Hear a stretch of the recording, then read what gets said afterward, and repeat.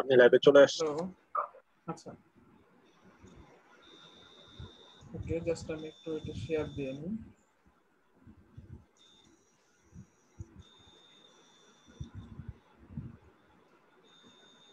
Hello, আমাকে clear শোনা যাচ্ছে?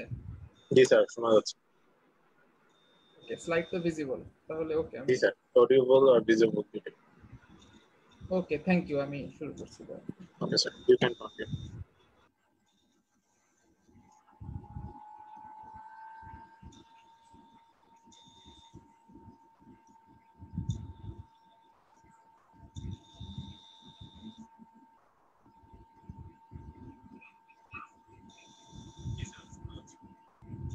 হ্যালো, আসসালামু আলাইকুম। হ্যালো ভিউয়ার্স, কেমন আছেন? আশা করি সবাই ভালো আছেন।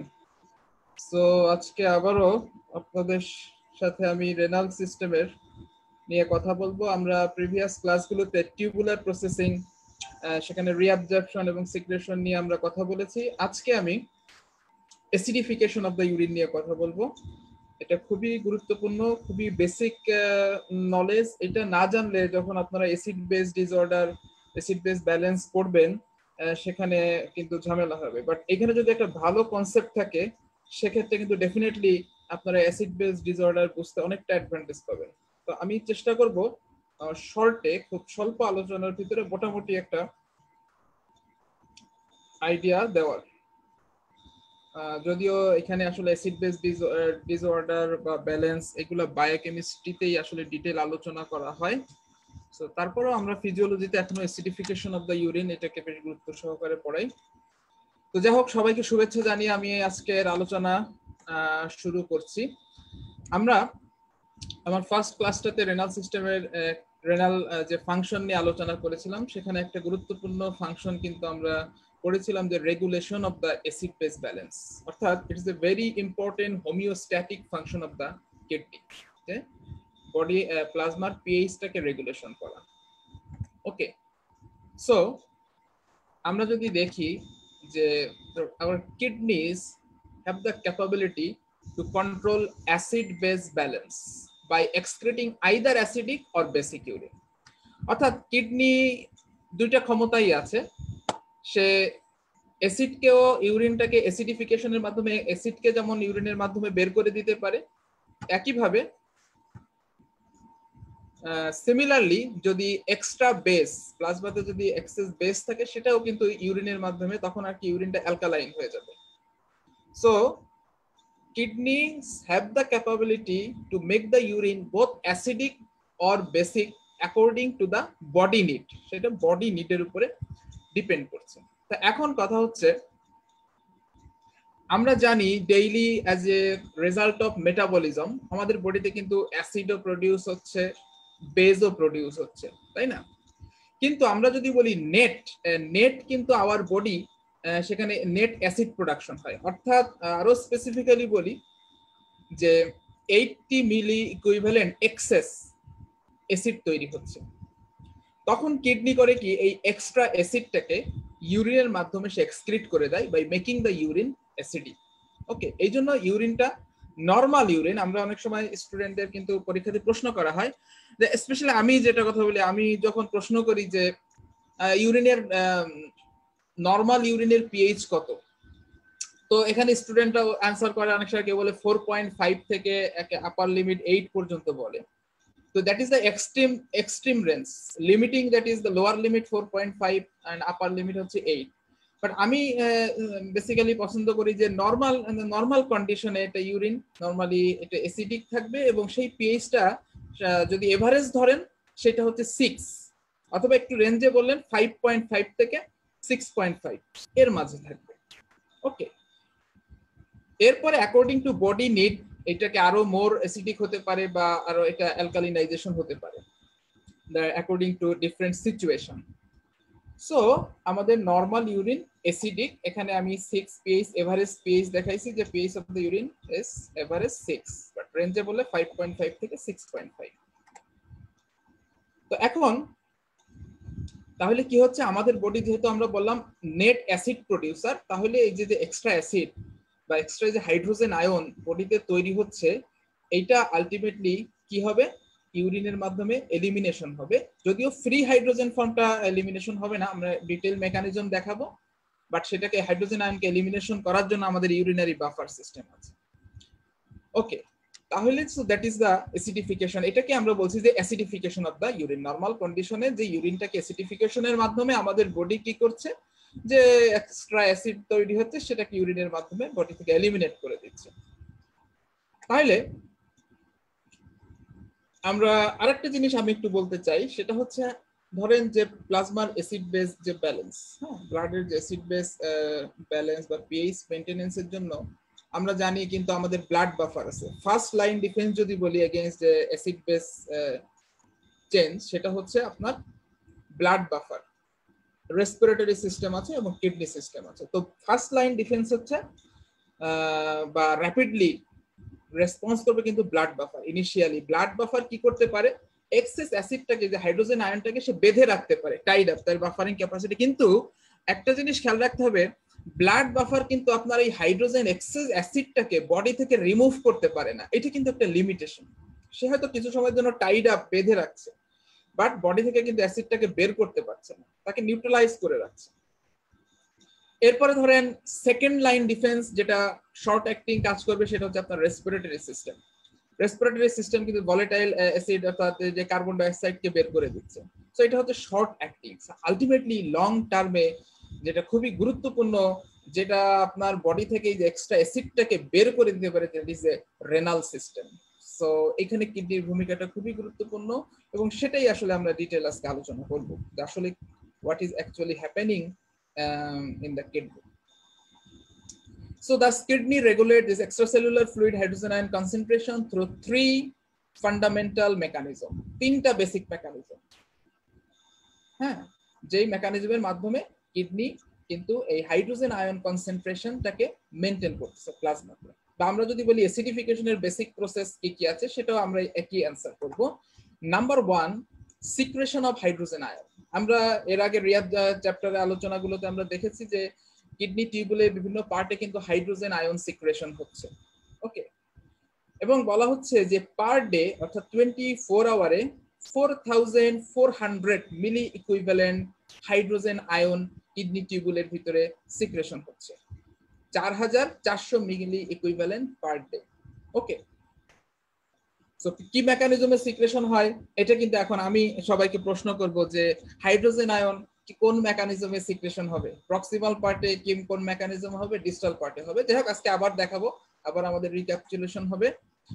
আচ্ছা, তো সেকেন্ড বেসিক বা ফান্ডামেন্টাল স্টেপ যেটা হচ্ছে, সেটা হচ্ছে reabsorption of the filtered bicarbonate. আমরা জানি প্রচুর পরিমাণে কিন্তু বাইকার্বনেট গ্লোমেরুলার মেমব্রেন দিয়ে ফিল্টার্ড হচ্ছে, এবং এই ফিল্টার্ড লোডটা যদি আমরা ক্যালকুলেশন করি, সেখানে আমরা জানি 24 আওয়ারে গ্লোমেরুলার ফিল্টার্ড হবে 180 লিটার। তো পার লিটারে 24 মিলি ইকুইভ্যালেন্ট বাইকার্বনেট থাকে। তাহলে এবার খেয়াল করেন 180 লিটারে 24 ঘন্টায় যেহেতু 180 লিটার ফিল্টার তৈরি হচ্ছে, তাহলে এটা যদি আমরা ক্যালকুলেশন করি, তাহলে আমরা পাবো 4320 মিলি ইকুইভ্যালেন্ট পার ডে। এটা হচ্ছে ফিল্টার্ড লোড অফ বাইকার্বনেট। এই বাইকার্বনেটটা 24 আওয়ারে কিন্তু ফিল্টার্ড হচ্ছে। তাহলে দেখেন অ্যাসিড সিক্রেশন হয়েছে 4400 মিলি ইকুইভ্যালেন্ট পার ডে, আর এখানে ফিল্টার যে বাইকার্বনেট তার পরিমাণ হচ্ছে 4320। তাহলে কি হবে, এই যে ফিল্টার্ড বাইকার্বনেট সে কি করবে, এই যে সিক্রেটেড অ্যাসিড তার সাথে কি করবে, এটা টাইট্রেটেড হয়ে যাবে, অর্থাৎ নিউট্রালাইজ হয়ে যাবে এবং বাইকার্বনেটটা রিঅ্যাবজর্পশন হয়ে যাবে। সেখানে বাইকার্বনেট রিঅ্যাবজর্পশন কিন্তু মেকানিজম অলরেডি আমরা আলোচনা করেছি, সো আপনারা বুঝতেই পারছেন যে একটা রিঅ্যাকশন করে কার্বনিক অ্যাসিড, দেন সেটা ডিসোসিয়েট হয়ে কার্বন ডাই অক্সাইড ফর্মে আলটিমেটলি কিন্তু এটা সেলের ভিতরে ঢুকবে, সেখানে আবার সে ওয়াটারের সাথে রিঅ্যাকশন করে আবার কার্বনিক অ্যাসিড ডিসোসিয়েট হয়ে আবার বাইকার্বনেট রিফর্মেশন হবে, then that bicarbonate that will be reabsorbed across the basolateral membrane. Okay, তাহলে একটা জিনিস এখানে খেয়াল করেন, এই যে ফিল্টার যে বাইকার্বনেট সেটা কিন্তু অলমোস্ট পুরাটাই নিয়ারলি 100% না বলে একেবারে আমরা বলি 99.9% বাইকার্বনেট কিন্তু রিঅ্যাবজর্পশন হচ্ছে। তাহলে দেখেন যে এই যে অ্যাসিড সিক্রেশন হলো, সেটা কিন্তু বাইকার্বনেট দ্বারা অনেকটাই যে ফিল্টার্ড বাইকার্বনেট যেটা এই সিক্রেটেড অ্যাসিডের সাথে রিঅ্যাকশন করে সেই রিঅ্যাবজর্পশনে ব্লাডে ফিরে যাচ্ছে। সেটা কতটুকু তাহলে অ্যাসিড টাইট্রেটেড হলো দেখেন 4400 এর ভিতরে 4320 মিলি ইকুইভ্যালেন্ট। তাহলে এক্সট্রা অ্যাসিড কত থাকতেছে, যেটা আমি বলেছিলাম যে 80 মিলি ইকুইভ্যালেন্ট এইটা এক্সট্রা থাকতেছে। এই এক্সট্রা যে অ্যাসিডটা থাকতেছে সেটা কিন্তু আলটিমেটলি কি হবে, যেটা ইউরিনারি বাফার মেকানিজমের মাধ্যমে that will B, hydrogen ion হচ্ছে খুব দুষ্টু, এরা কিন্তু সহজে একা একা ইউরিন দিয়ে বের হতে চায় না, তাহলে ওকে কি করতে হবে, জোর করে বের করে দিতে হবে। সেই ঘাড় ধরে বের করার জন্যই আমাদের বাফার সিস্টেম আছে, যেটা নিয়ে আজকে আলোচনা করব। ফসফেট বাফার, অ্যামোনিয়া বাফার আছে, আমরা মেকানিজম খেয়াল করব। So it is another important mechanism of the kidney, thereby kidney can regulate the hydrogen ion concentration in the blood, but it plays role in regulation of the acid base balance in the blood. Okay, কখনো কখনো সে bicarbonate excretion বাড়িয়ে দিতে পারে, কখনো কখনো bicarbonate এক্সক্রিশনটাকে কমাই দিতে পারে, সো এটা রেগুলেট হতে পারে অ্যাকর্ডিং টু বডি ডিমান্ড বা বডি সিচুয়েশন। এবং থার্ড স্টেপ হচ্ছে প্রোডাকশন অফ নিউ বাইকার্বনেট।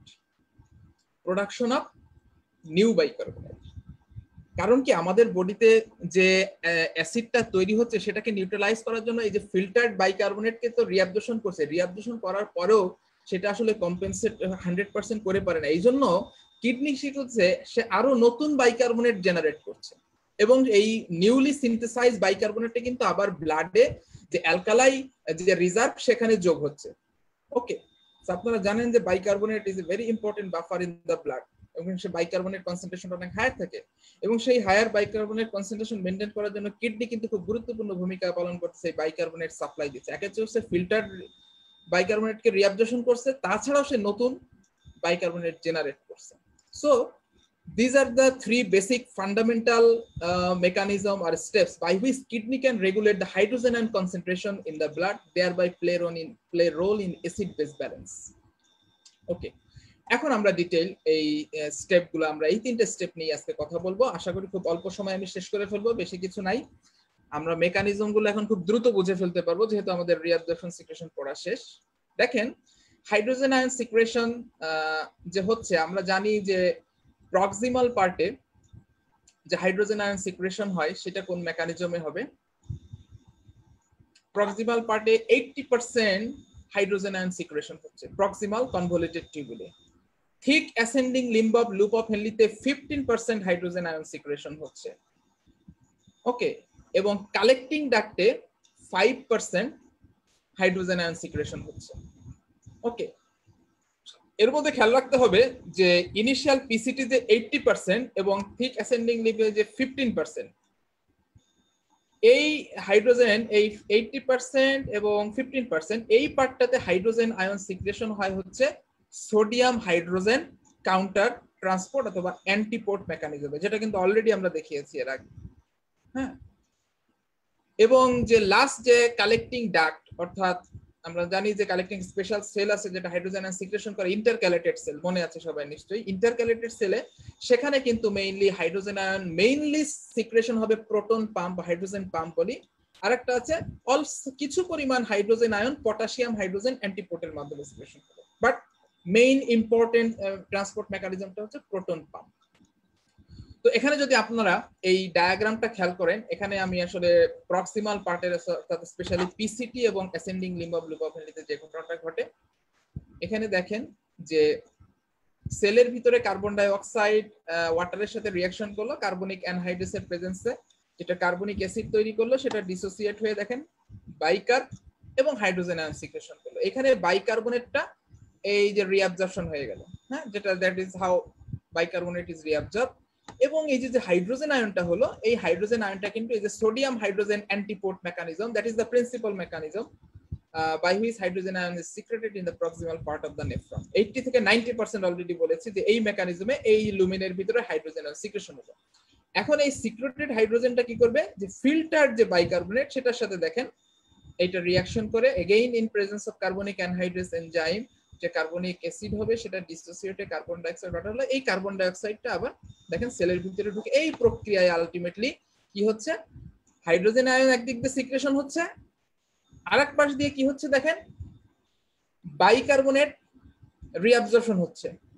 আরেকটা জিনিস আপনাকে খেয়াল রাখতে হবে, এই যে সোডিয়াম হাইড্রোজেন অ্যান্টিপোর্টটা হচ্ছে, এটা কেন হচ্ছে, কারণ হচ্ছে বেজোল্যাটারাল মেমব্রেনে sodium potassium ATPase pump operate করছে, যে কারণে সেলের ভিতরে লো সোডিয়ামের কারণে লুমেন থেকে সোডিয়াম ঢুকতেছে এবং সোডিয়াম ঢুকতেছে, তার বিপরীতে হাইড্রোজেন আয়ন সিক্রেশন হচ্ছে। ওকে, সো এই প্রক্সিমাল পার্টের হাইড্রোজেন আয়ন সিক্রেশন এটাকে বলতে পারি সোডিয়াম ডিপেন্ডেন্ট। এইটা কিন্তু সোডিয়াম ডিপেন্ডেন্ট। ওকে, তাহলে এখানে খেয়াল করেন, তাহলে বাইকার্বনেটটা কি হলো, এখানে is titrated against the hydrogen ion in the tubules and secreted hydrogen in the lumen combines with the filtered bicarbonate and helps it reabsorption। এবং অলরেডি বলেছি এখানে যে each hydrogen ion সিক্রেশনের সাথে সাথে একটা সোডিয়াম, এই যে এখানে দেখেন বেজোল্যাটারাল মেমব্রেনে যদি খেয়াল করেন, যেখানে এক লুমিনাল মেমব্রেনে একটা হাইড্রোজেন আয়ন সিক্রেশন হলে বেজোল্যাটারাল মেমব্রেন দিয়ে একটা সোডিয়াম এবং একটা বাইকার্বনেট রিঅ্যাবজর্পশন হচ্ছে। Okay, enter into the interstitial fluid and later adds up to the alkali reserve of the body। এই bicarbonate ultimately body the alkali reserve add হচ্ছে। ওকে, এখন একটা জিনিস খেয়াল করেন যে এই যে এখানে যেটা দেখালাম স্পেশালি প্রক্সিমাল পার্টে, এখানে যে সিক্রেটেড হাইড্রোজেন যেটা হচ্ছে সেটা কিন্তু আলটিমেটলি বাইকার্বনেট দ্বারা টাইট্রেটেড হয়ে যাচ্ছে বা নিউট্রালাইজ হয়ে যাচ্ছে। এই কারণে প্রক্সিমাল পার্টের যে হাইড্রোজেন আয়ন 80 থেকে 90% হাইড্রোজেন আয়ন সিক্রেশন হলেও টিউবুলার ফ্লুইডের পিএইচ এর কোনো সিগনিফিকেন্ট চেঞ্জ হবে না, কারণ এই প্রক্সিমাল পার্টে প্রচুর পরিমাণে বাইকার্বনেট থাকে এবং যেই বাইকার্বনেটের কারণে এটা কিন্তু নিউট্রালাইজড হয়ে যাচ্ছে এবং বাইকার্বনেটটা রিঅ্যাবজর্পশন হয়ে যাচ্ছে। ওকে, এজন্য আমরা বলবো যে প্রক্সিমাল পার্টে অর্থাৎ অন্তত ascending limb of loop of Henle এই পর্যন্ত টিউবুলার ফ্লুইডের গ্লোমেরুলার ফিল্ট্রেটের কোনো সিগনিফিকেন্ট পিএইচ চেঞ্জ হবে না, হ্যাঁ লিটল চেঞ্জ হবে। তাহলে এখন আমরা দেখবো যে ডিস্টাল পার্টে গিয়ে কি হচ্ছে। আমরা জানি যে কালেক্টিং টিউবুল এবং কালেক্টিং ডাক্টে এই যে ডিস্টাল পার্টে যে স্পেশাল সেল আছে, ইন্টারক্যালেটেড সেল দিয়ে হাইড্রোজেন আয়ন সিক্রেশন হয়। এখানে ছবিতে দেখে ইন্টারক্যালেটেড সেল আমরা দেখতে পাচ্ছি।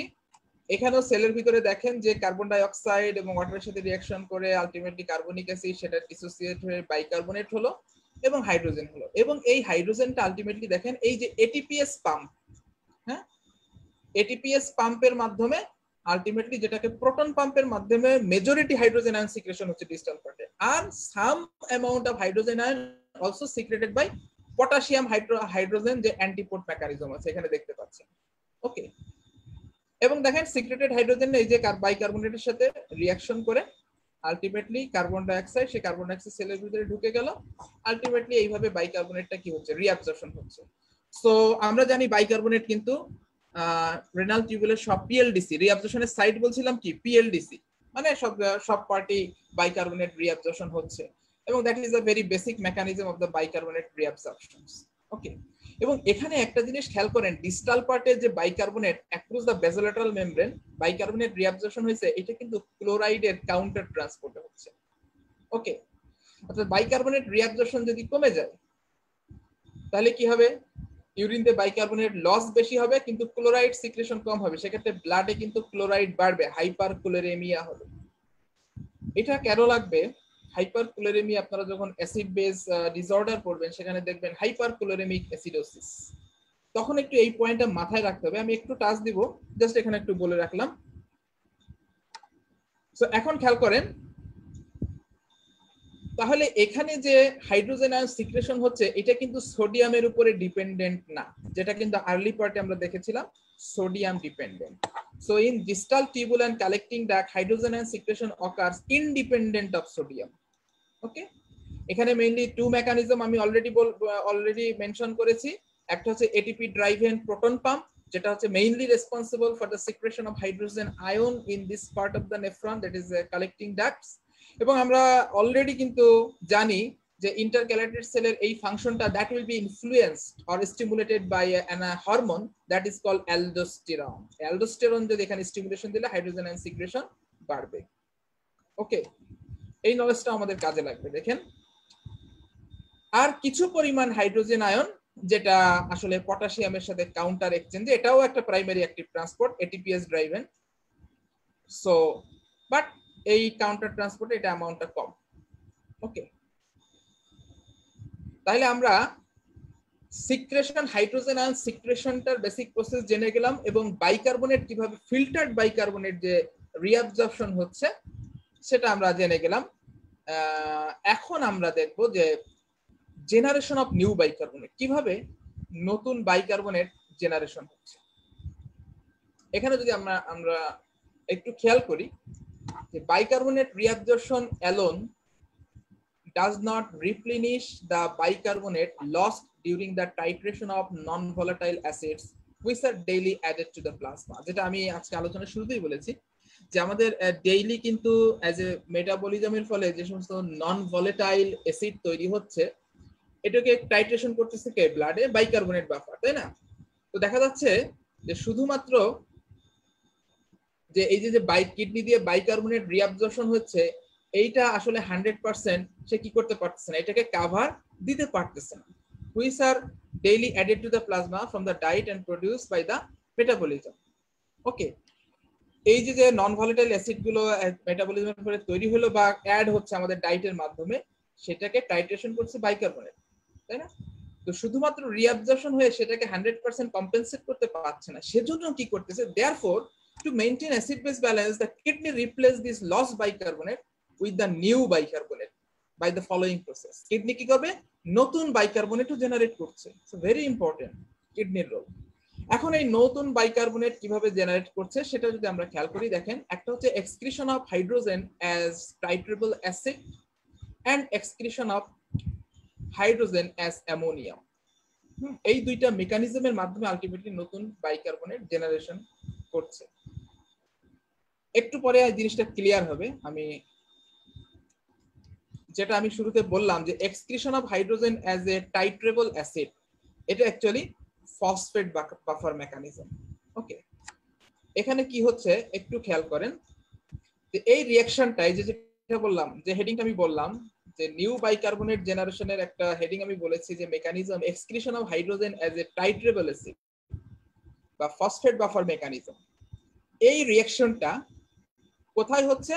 Distal tubule and collecting ducts হবে। কোথায় হবে? ডিস্টাল টিউবুল এবং কালেক্টিং ডাক্ট। অ্যাকচুয়ালি ডিসিটি এবং কালেক্টিং ডাক্টে ফসফেটের কনসেন্ট্রেশনটা বেশি থাকবে, কারণ হচ্ছে এখান থেকে increase reabsorption of water under the influence of ADH. এখান থেকে যেহেতু বেশি বেশি ওয়াটার রিঅ্যাবজর্পশন হচ্ছে, সেই কারণে এই পার্টটাতে এসে ফসফেটটা কনসেন্ট্রেটেড হচ্ছে। এই জন্য in this part of the nephron phosphate buffer is more active in this part of the nephron. কোন পার্টে? এই যে ডিস্টাল কনভলিউটেড টিউবুল এবং কালেক্টিং ডাক্ট, অর্থাৎ latter part of the nephron. তাহলে কি হলো দেখেন কিভাবে এই ফসফেট বাফার মেকানিজম বা excretion of hydrogen as a titratable acid, এই মেকানিজমটা কিভাবে কাজ করছে। So this is a distal tubular cell. ধরেন এখানে সেলের ভিতরে দেখেন carbon dioxide water reaction করে কার্বনিক অ্যাসিড হলো। ফিগারটা খেয়াল করেন, এখানে কার্বনিক অ্যাসিড হয়ে এটা আবার ডিসোসিয়েট হয়ে আলটিমেটলি কি হলো? হাইড্রোজেন আয়ন হচ্ছে এবং বাইকার্বনেট আয়ন হচ্ছে। ওকে, এই হাইড্রোজেন আয়নটা প্রোটন পাম্পের মাধ্যমে এটা লুমেনে সিক্রেশন হলো। এখন লুমেনে সিক্রেশন হওয়ার পরে খেয়াল করেন এখানে অলরেডি কি বলছি, এই পার্টে যেহেতু ফসফেটের কনসেন্ট্রেশন বেশি, তাহলে এইটা কি করবে দেখেন, এইখানে এই ফসফেটের সাথে রিঅ্যাকশন করে এইটা ডাইহাইড্রোজেন ফসফেট তৈরি করলো। দেখেন H2PO4। ওকে, তাহলে এই হাইড্রোজেন আয়ন ফসফেট বাফার এটাকে কি করলো? এই হাইড্রোজেন আয়নটাকে টাইড আপ, বেঁধে ফেললো। কারণ হাইড্রোজেন আয়ন একা একা সে ইউরিন দিয়ে বের হতে চায় না, তাকে জোর করে বের হবে। এই বের করার জন্য যে গার্ড এখানে আছে, সে একটা ইম্পর্টেন্ট গার্ড বা বাফার, সেটা হচ্ছে এই ফসফেট বাফার।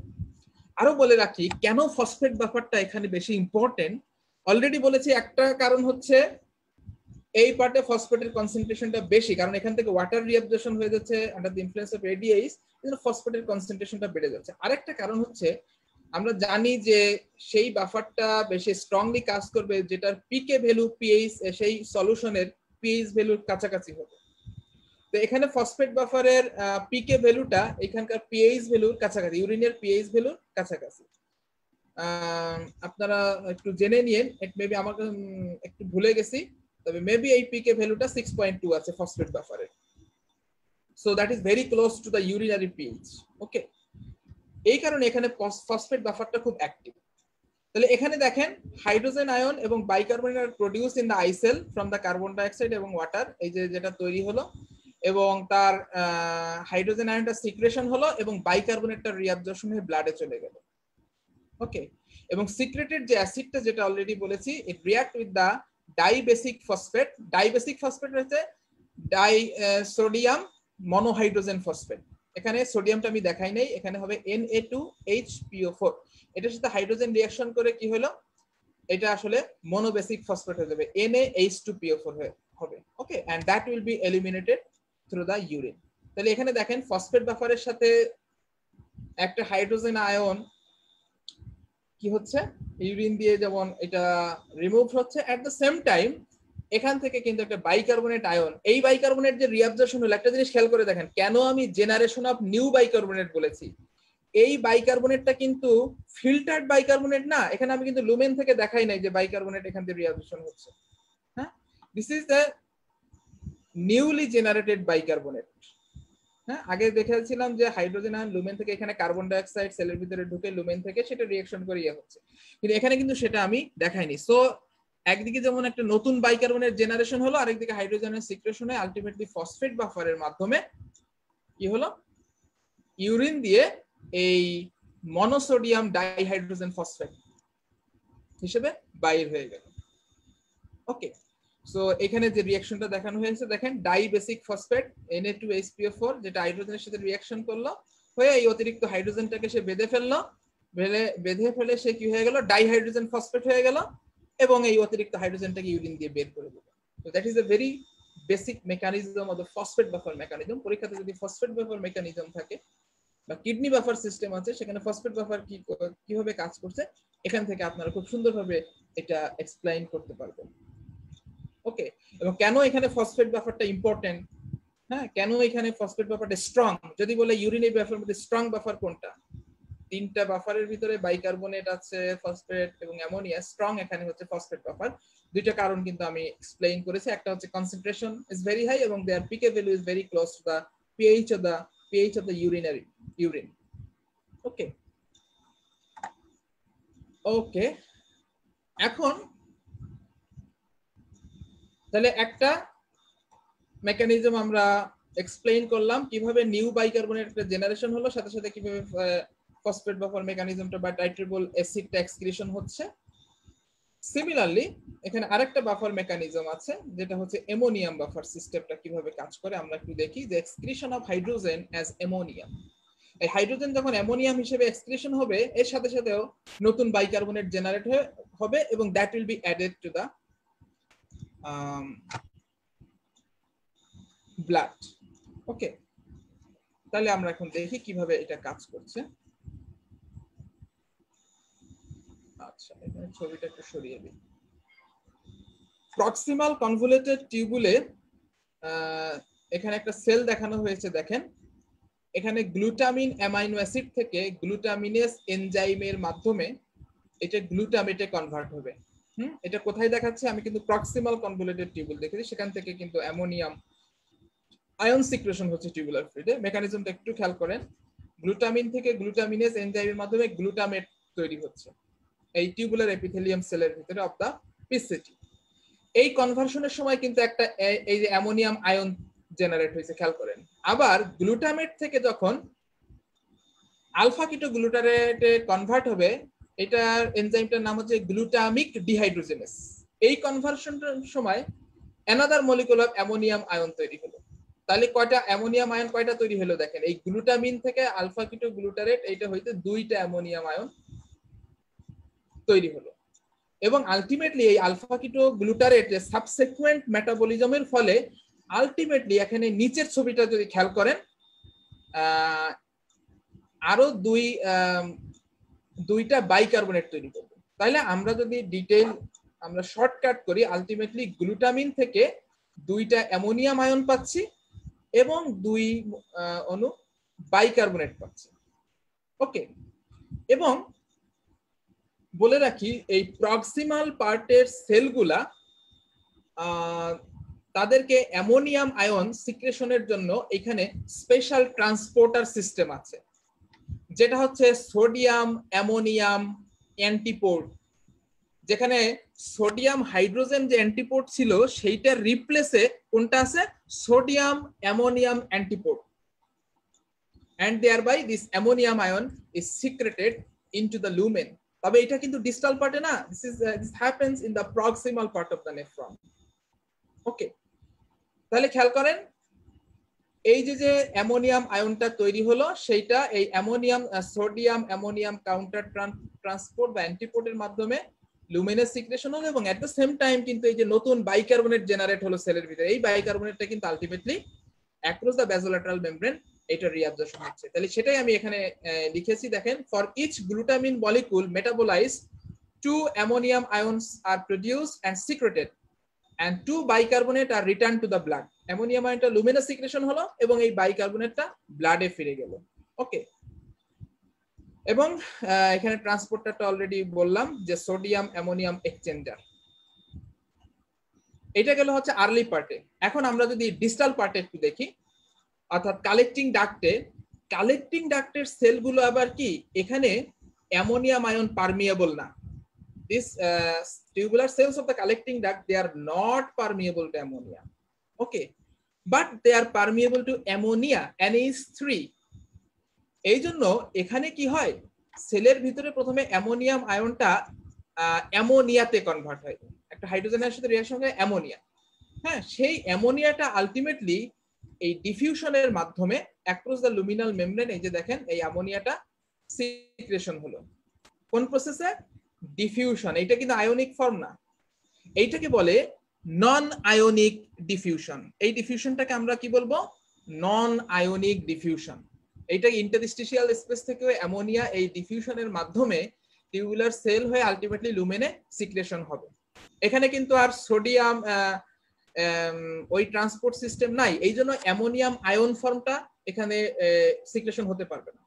কিন্তু once this ammonia is secreted into the renal tubule, এটা কি হবে, টিউবুলার লুমেনে যে হাইড্রোজেন আয়ন আছে তার সাথে রিঅ্যাকশন করে দেখেন অ্যামোনিয়াম আয়ন তৈরি হচ্ছে। এইবার একবার যে অ্যামোনিয়াম আয়ন তৈরি হয়ে গেল, এইটা কিন্তু আর রিঅ্যাবজর্ব ব্যাক হয়ে কিন্তু এটা সেলের ভিতরে ঢুকতে পারবে না, because this ionic form is not permeable. তো সেটাই বলেছি যে ammonia NH3 which can easily diffuse into the tubular lumen, this is called non-ionic diffusion. However, the luminal membrane of this part of the tubule is much less permeable to ammonium ion. Therefore, once the hydrogen has reacted with this ammonia to form ammonium ion, this ammonium ion is trapped in the tubular lumen. এটা tubular লুমেনে কি হয়ে গেল, trapped হয়ে গেল, এটা আর কিন্তু reabsorb হয়ে এটা সেলে ঢুকতে পারবে না, এবং আলটিমেটলি এই অ্যামোনিয়াম আয়নটা ক্লোরাইডের সাথে রিঅ্যাকশন করে অ্যামোনিয়াম ক্লোরাইড হিসেবে কিন্তু এটা ইউরিনের মাধ্যমে যাবে, and that will make the urine acidic. Okay, so এখানেও আমরা দেখলাম যে এই অ্যামোনিয়াম আয়ন সিক্রেশন এবং অ্যামোনিয়াম বাফার সিস্টেমের মাধ্যমে যে হাইড্রোজেনটা এলিমিনেশন হচ্ছে, এট দ্য সেম টাইম কিন্তু across the basolateral membrane new bicarbonate কি হচ্ছে এখানে জেনারেট হচ্ছে। দেখেন কার্বন ডাইঅক্সাইড রিঅ্যাকশন করলো, কার্বনিক অ্যাসিড হলো, হাইড্রোজেন আয়নটা সিক্রেশন হলো, এবং এক পাশ দিয়ে বাইকার্বনেটের রিঅ্যাবজর্পশন হলো। তাহলে এই বাইকার্বনেটের সোর্সটা কিন্তু লুমিনাল বাইকার্বনেট না, ওকে, সেটা ডিফারেন্ট মেকানিজম আমরা বাইকার্বনেট বাফারে দেখিয়েছি। সো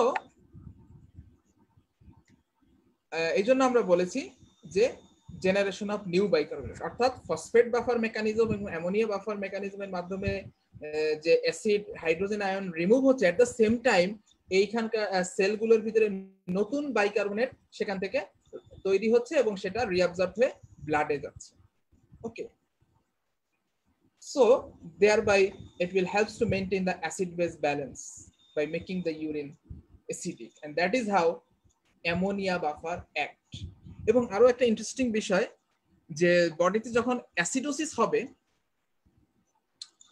তখন ডিউ টু আনএক্সপ্লেইন মেকানিজম এই অ্যামোনিয়া সিক্রেশন এটা স্টিমুলেটেড হয়, বেশি বেশি অ্যামোনিয়া সিক্রেশন হবে, আর যত বেশি অ্যামোনিয়া সিক্রেশন হবে তত বেশি হাইড্রোজেন আয়নটা কি হবে, এই ইউরিন দিয়ে অ্যামোনিয়াম হিসেবে কিন্তু এটা এক্সক্রিট হবে। ওকে, আচ্ছা, তো এই ছিল আমাদের মোটামুটি বেসিক, আমরা যে অ্যাসিডিফিকেশনের মাধ্যমে আমাদেরকে এখানে যে জিনিসটা মনে রাখতে হবে, অ্যাসিড বেস ব্যালেন্স বুঝতে হলে এই যে আমরা বলছি রিঅ্যাবজর্পশন অফ ফিল্টার্ড বাইকার্বনেট, অর্থাৎ বডিতে যখন অ্যাসিডোসিস হবে তখন কিডনি কি করবে, বেশি বেশি বাইকার্বনেটকে রিঅ্যাবজর্পশন করবে, নতুন বাইকার্বনেট জেনারেট করবে, সেটাকে রিঅ্যাবজর্পশনের ব্লাডে ফিরাই নিয়ে যাবে। অ্যাট দ্য সেম টাইম সেখানে ইউরিন দিয়ে বেশি বেশি অ্যাসিড সে এলিমিনেট করবে, হাইড্রোজেন আয়ন সিক্রেশন বেড়ে দেবে। সো এইগুলো রেগুলেশন হবে, এই যে অ্যাসিড সিক্রেশন বা bicarbonate reabsorption, that will be regulated depending upon the various situation of the body. Okay. আচ্ছা, লিমিটিং পিএইচ আমরা অলরেডি কিন্তু প্রিভিয়াস ক্লাসে আমি একটু টাচ দিয়েছিলাম যে limiting pH, lower most possible pH of the urine, that is the 4.5। আমরা জানি যে টিউবুলার ফ্লুইডের maximum possible hydrogen ion concentration হচ্ছে ব্লাডের হাইড্রোজেন আয়ন কনসেন্ট্রেশনের চেয়ে 1000 টাইম বেশি। অর্থাৎ ওই যে লগারিদমেট্রিক প্রিন্সিপাল ইউজ করে আমরা সেই ম্যাক্সিমাম কনসেন্ট্রেশনটাকে বের করতে পারি 10 টু দি পাওয়ার -4.5, যেটা পিএইচ এর সূত্রে বসাই দিলে আমরা পাবো 4.5। কারণ এর বেশি hydrogen ion concentration luminal hydrogen pump এর আর ফার্দার পাম্প করে এইটার কনসেন্ট্রেশন রাইজ করতে পারবে না। ওকে, এই জন্য এটাই হচ্ছে লোয়ার লিমিট, যেটাকে আমরা লিমিটিং পিএইচ বলি। এটা আমি আর আজকে বেশি কথা বলবো না, জাস্ট আমি আজকের আলোচনার সাথে আমি দু একটা জিনিস লাস্টলি একটা অ্যাড করব বা টাচ দিব। সেটা হচ্ছে আপনারা যখন অ্যাসিড বেস নিয়ে আলোচনা করবেন ডিসঅর্ডার বায়োকেমিস্ট্রিতে একটা টার্ম পাবেন, সেটা হচ্ছে প্যারাডক্সিক্যাল অ্যাসিডিউরিয়া। প্যারাডক্সিক্যাল অ্যাসিডিউরিয়া সেটা কিভাবে হয় আমরা যদি আমাদের আলোচনাগুলো খেয়াল করে থাকি আমরা বুঝতে পারবো। একটু দেখেন, ধরেন বডিতে যদি মেটাবলিক অ্যালকালোসিস হয়, তাই না? মেটাবলিক অ্যালকালোসিস মানে হচ্ছে যে ইনক্রিজড বডিতে কি হবে, বাইকার্বনেট কনসেন্ট্রেশন বেড়ে গেছে। তখন কি হবে যে এই বেশি বেশি রেনাল গ্লোমেরুলার ফিল্ট্রেশনের মাধ্যমে বেশি বেশি বাইকার্বনেট ফিল্টার্ড হবে, অর্থাৎ ফিল্টার্ড লোড অফ বাইকার্বনেট বেড়ে যাবে। এখন আমরা জানি ফিল্টার্ড বাইকার্বনেট কিন্তু রিঅ্যাবজর্পশন হয়, কিন্তু সেই রিঅ্যাবজর্পশনের যে ম্যাক্সিমাম ক্যাপাসিটি সেটা যখন ক্রস করে যাবে, তাহলে অতিরিক্ত যে বাইকার্বনেটটা ফিল্টার্ড হচ্ছে সেটা কি হচ্ছে, ইউরিনের মাধ্যমে কিন্তু সেই এক্সেস বাইকার্বনেটটা ইউরিন দ্বারা এলিমিনেট হবে, এবং ইউরিনটা তখন কি হয়ে যাবে, অ্যাসিডিক ইউরিন কিন্তু তখন বেসিক ইউরিন হয়ে যাবে। যেটা আমরা বলছি কিডনি কিন্তু ইউরিনকে বেসিক ইউরিনও ফর্ম করতে পারে according to your body demand. Okay, so because the filtered load of bicarbonate exceeds the ability of the renal tubule to reabsorb it. এখন কথা হচ্ছে তাহলে আমরা এটা বলতে পারি যে মেটাবলিক অ্যালকালোসিসের যদি হয় সেটা কিডনি দিয়ে কিভাবে কম্পেনসেট হবে, এই এক্সেস বাইকার্বনেটটা তখন আর রিঅ্যাবজর্পশন না হয়ে সেটা ইউরিন দিয়ে চলে গেল। আচ্ছা, এখন কথা হচ্ছে ধরেন মেটাবলিক অ্যালকালোসিসটা যদি আপনার সিভিয়ার ভমিটিং, একটা পার্সনের সিভিয়ার ভমিটিং হলো, তো ভমিটিং এর আমরা জানি ভমিটিং এর মাধ্যমে কিন্তু আপনার স্টোমাক থেকে হাইড্রোক্লোরিক অ্যাসিডটা চলে গেল, তাহলে কিন্তু আপনার অ্যাসিড লস্ট হলো, তাই না? তাহলে অ্যাসিড যদি লস্ট হয় ভমিটিং এর মাধ্যমে, তাহলে ব্লাডে কি হবে, মেটাবলিক অ্যালকালোসিস হবে। আচ্ছা, আরেকটা জিনিস খেয়াল করেন, এই অ্যাসিড অ্যালকালোসিস যেমন হচ্ছে at the same time severe vomiting এর কারণে কিন্তু আপনার যে বডি ফ্লুইডের ভলিউমটাও কন্ট্রাকশন হচ্ছে, বডি ফ্লুইডের ভলিউম কমে যাচ্ছে, এক্সট্রাসেলুলার ফ্লুইডের ভলিউমটা কন্ট্রাকশন হচ্ছে।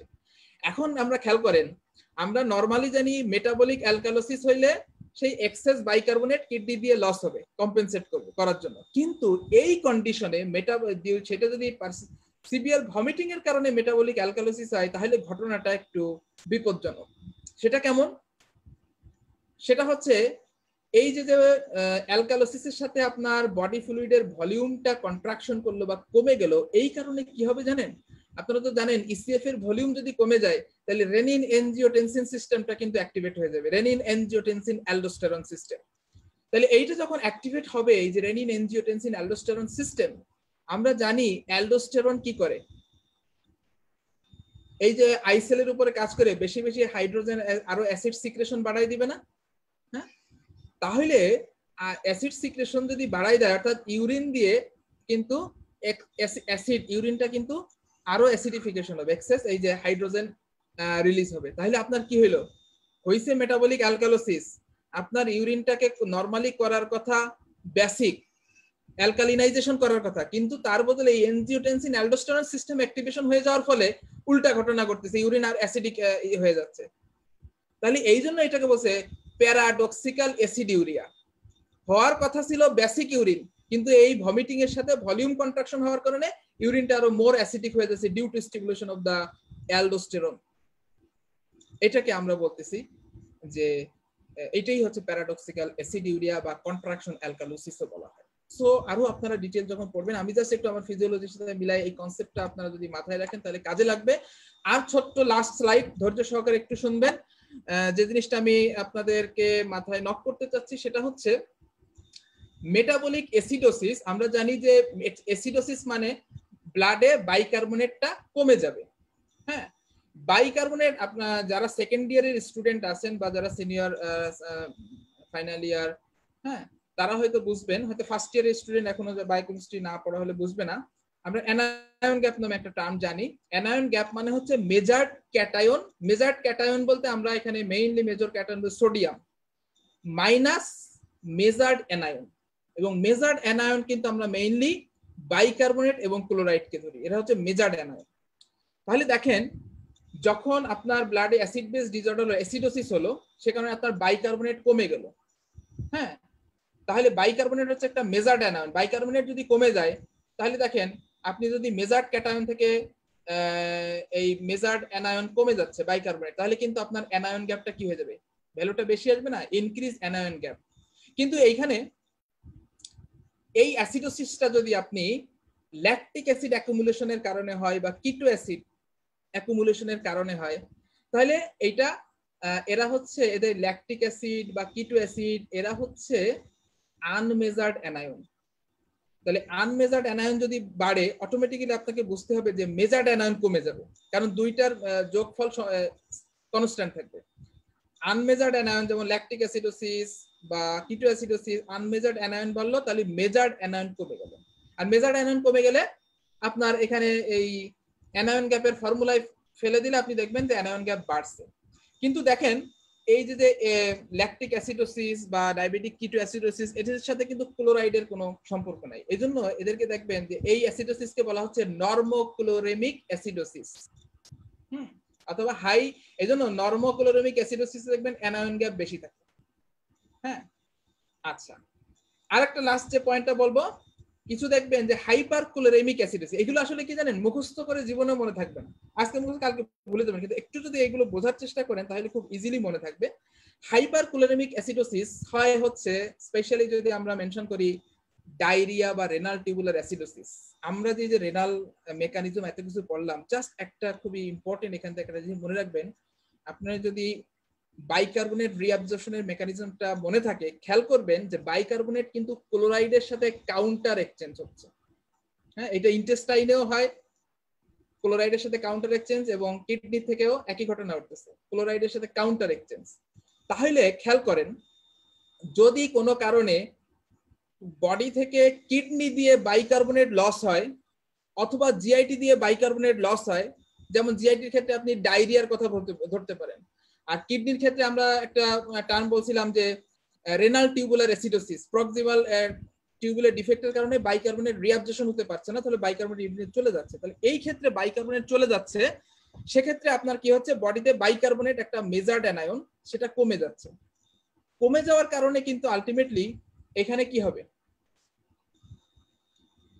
কিন্তু আপনাকে খেয়াল করতে হবে মেজার্ড অ্যানায়ন আরেকটা কেসে ক্লোরাইড, বাইকার্বনেট কমে যাচ্ছে কিন্তু সেটাকে কম্পেনসেট করার কারণে ক্লোরাইড কিন্তু আবার এটাকে কম্পেনসেটরি ইনক্রিজ। কারণ আপনি এইটাই বার একটা জিনিস মনে রাখবেন, বাইকার্বনেট আর ক্লোরাইড হচ্ছে কাউন্টার এক্সচেঞ্জ। বাইকার্বনেট যদি ইউরিন দিয়ে বা জিআইটি দিয়ে লস হয়, আপনাকে ধরে নিতে হবে তাহলে ব্লাডে কিন্তু ক্লোরাইড বেড়ে গেছে, বেড়ে গেলে ওই যে মেজার্ড অ্যানায়ন কমে গেছিল ওইটাকে মেকআপ করে ফেলবে, কম্পেনসেট করে ফেলবে। এই কারণে অ্যানায়ন গ্যাপ নরমাল থাকবে কিন্তু ক্লোরাইড বেড়ে যাচ্ছে, এই জন্য হাইপার ক্লোরেমিয়া হবে। এই জন্য এই সমস্ত কেসে যে ডায়রিয়া কারণে যদি আপনার মেটাবলিক অ্যাসিডোসিস হয় বা রেনাল টিউবুলার অ্যাসিডোসিস, এই সমস্ত কারণে আপনার অ্যানায়ন গ্যাপ নরমাল থাকে বাট হাইপার ক্লোরেমিয়া হবে। এই জন্য এদেরকে বলা হচ্ছে হাইপার ক্লোরেমিক অ্যাসিডোসিস। এটা ফার্স্ট ইয়ারের স্টুডেন্টের পক্ষে আসলে এটা ভেরি টাফ হবে। এটা যারা এটা অ্যানায়ন গ্যাপ পড়েছেন তারা খুব ভালো বুঝতে পারবেন আশা করি। তো এই ছিল আসলে আমার বেসিক অ্যাসিড বেস ব্যালেন্স নিয়ে আমাদের আলোচনা। এর ফিজিওলজিতে বেশি আর আলোচনা করব না, তাহলে ক্লামজি হয়ে যাবে। আর এর বেশি পড়তে চাইলে অ্যাসিড বেস ডিসঅর্ডার যে বায়োকেমিস্ট্রি পড়াবে সেখানে আপনারা ডিটেইল আলোচনা করবেন। সো সবাইকে ধন্যবাদ, আজকে এ পর্যন্তই। ভালো থাকেন, সুস্থ থাকেন। অচিরেই আবার আপনাদের সাথে ইনশাআল্লাহ সুস্থ থাকলে দেখা হবে। Thank you very much.